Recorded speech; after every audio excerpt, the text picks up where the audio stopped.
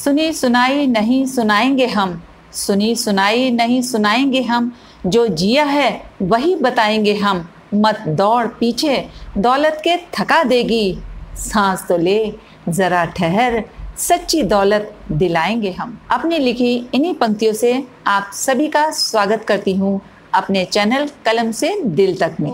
आज हम पेरेंटिंग के एक नए एपिसोड में ब्रेन पावर के बारे में बात करेंगे।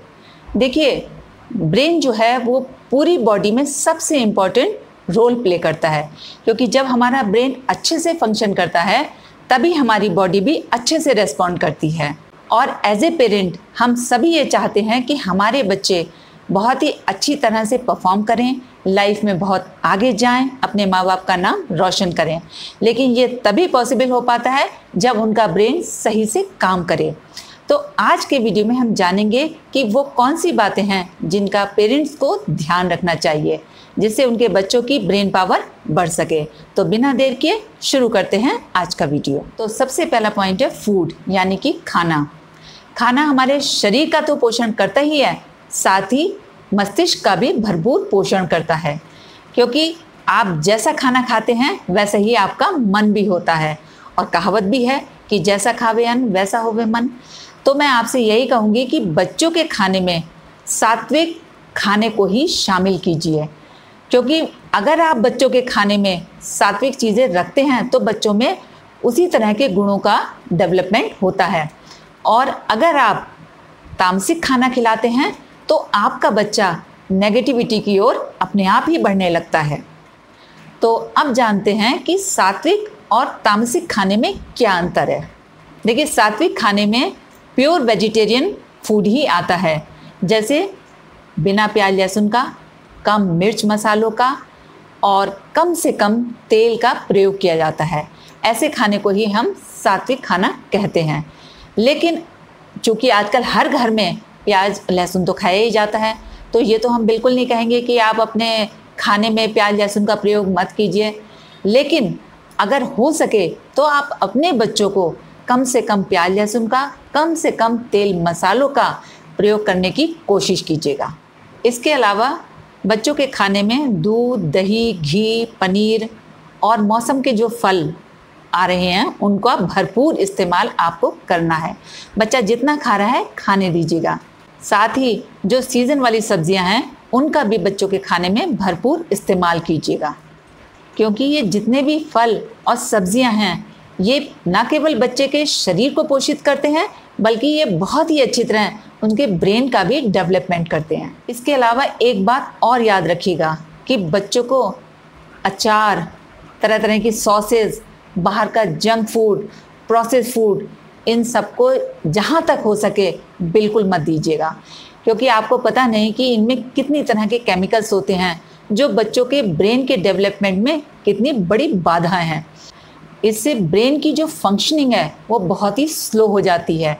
इसके साथ ही एक बात और आपसे कहूँगी कि बच्चों को कभी भी बासी खाना बिल्कुल ना खिलाएं, क्योंकि बासी खाना भी बच्चों के ब्रेन के लिए बिल्कुल अच्छा नहीं होता। एज ए मदर मैं ये जानती हूँ कि बच्चों को बाहर का खाना खाने से रोकना बहुत मुश्किल होता है, लेकिन जो भी मदर्स मुझे सुन रही हैं मैं उनसे यही कहूँगी कि जितना हो सके आप अपने बच्चों को अपने हाथ से अलग अलग वैरायटीज़ का खाना बनाकर खिलाएं, जिससे क्या होगा कि एक तो हाइजीनिक होगा, दूसरा सेटिस्फाइंग होगा। यानी जब बच्चा आपके हाथ का बना खाना खाएगा तो सेटिस्फाई होगा, फिर उसका बाहर का खाना खाने का बिल्कुल मन नहीं करेगा। और तीसरे, जब आप अपने हाथ से बनाकर उसे खिलाएंगी तो आपकी जो पॉजिटिव एनर्जी है वो बच्चे में ट्रांसफ़र होगी। जब बच्चे में वो ट्रांसफ़र होगी तो उसकी हेल्थ जो है, चाहे वो फिज़िकल हो चाहे वो मेंटल हो, कई गुना बढ़ जाएगी। इसलिए सारी मम्मियों से यही कहूँगी कि अपने हाथ से ही प्यार से अपने बच्चों को डिफरेंट डिशेस बनाकर खिलाएं। इसके अलावा बच्चे के खाने में कुछ नट्स भी आप इंक्लूड ज़रूर कीजिए, जैसे बादाम हो गया, काजू हो गया, अखरोट हो गया, अंजीर हो गया। ये सारी चीज़ें बच्चों के खाने में ज़रूर होनी चाहिए। अगर ये सब ना भी पॉसिबल हो पाए तो कम से कम 4 बादाम और मुनक्का वो रात को भिगो कर रख दीजिए और छील कर सुबह अपने बच्चे को ज़रूर दीजिए। जिससे बच्चे का ब्रेन शार्प होगा। इसके अलावा शंख पुष्पी नाम का एक सिरप भी आता है जो बच्चों के ब्रेन पावर को बढ़ाता है। वो आपको किसी भी मेडिकल स्टोर पर मिल जाएगा, आप उसको भी बच्चे को दे सकती हैं। नेक्स्ट पॉइंट है घर का माहौल। देखिए, बच्चों के ब्रेन के डेवलपमेंट के लिए घर का माहौल सबसे ज़रूरी है, क्योंकि अगर घर का माहौल अच्छा होगा, शांत होगा, तो बच्चे का विकास भी बहुत ही ज़्यादा अच्छा होगा।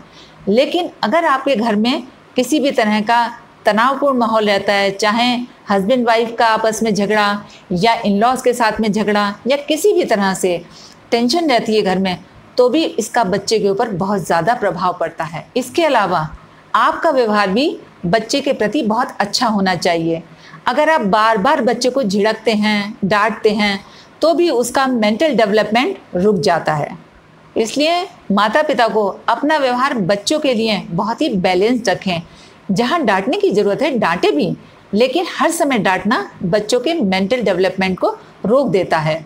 इसके अलावा आपको ये देखना है कि आपका बच्चा क्या देख रहा है, चाहे वो टीवी हो या कोई सोशल साइट हो या आपका अपना ही व्यवहार हो।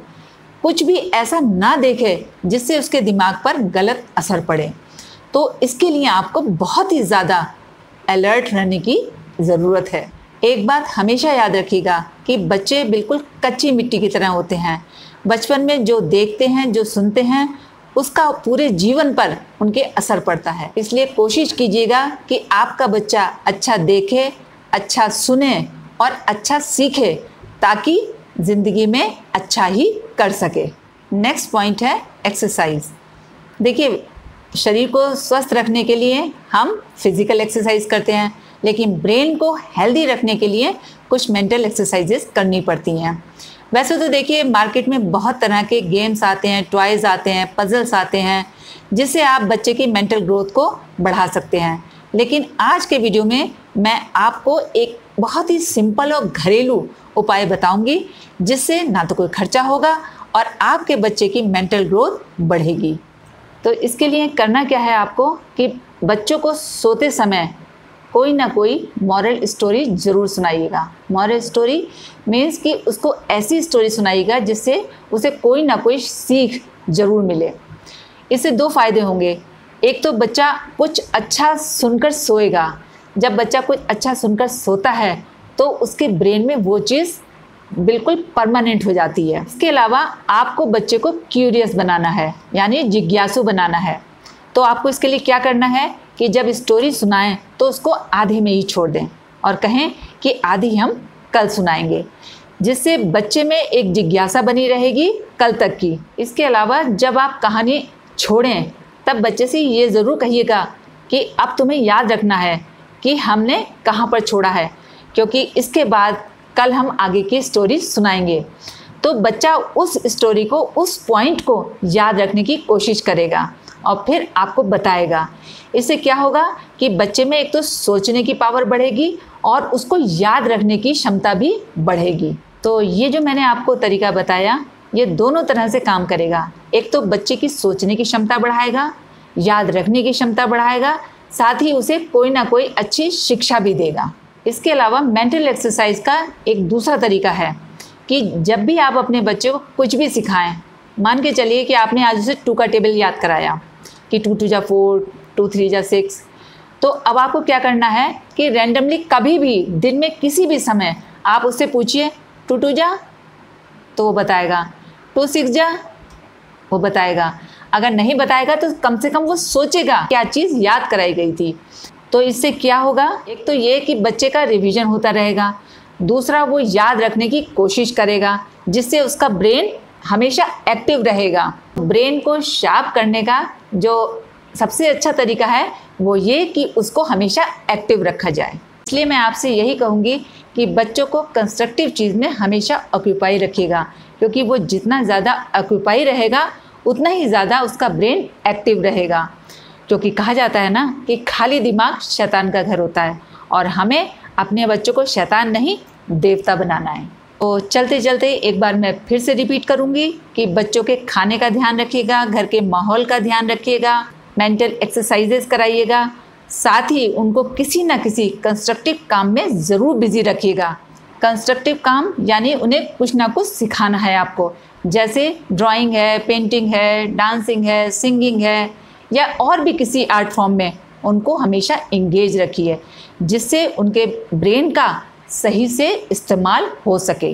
आपको इन सब बातों का ध्यान रखना है, और ध्यान ही नहीं रखना है, इनको अप्लाई भी करना है और प्रैक्टिस लगातार करते रहिएगा। ऐसा ना हो कि 2 दिन किया और छोड़ दिया। अगर आपको अपने बच्चों की ब्रेन पावर को बढ़ाना है तो आपको इन पॉइंट्स को एक लाइफ स्टाइल की तरह फॉलो करना होगा, तभी आपको लॉन्ग टर्म में इसके अच्छे रिजल्ट्स देखने को मिलेंगे। आज के लिए बस इतना ही, फिर मिलते हैं एक नेक्स्ट वीडियो में। तब तक के लिए जय हिंद, जय भारत।